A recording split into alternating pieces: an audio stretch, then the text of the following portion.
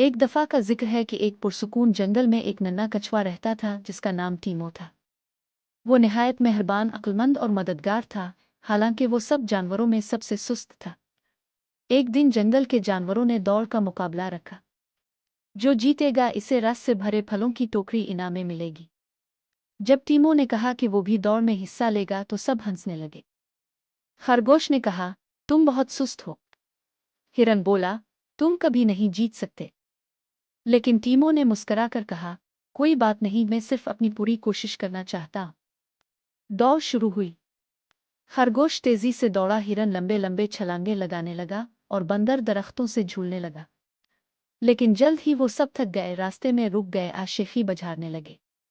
टीमो आहिस्ता आहिस्ता लेकिन मुसलसल चलता रहा, एक कदम फिर दूसरा। जब बाकी जानवरों को ख्याल आया कि दौड़ अब भी जारी है, तब तक टीमो फिनिश लाइन तक पहुंच चुका था। सब हैरान रह गए। टीमो जीत गया। वो कैसे? सब ने पूछा। टीमो मुस्कुराया और कहा, मैं रुका नहीं, मैं चलता रहा।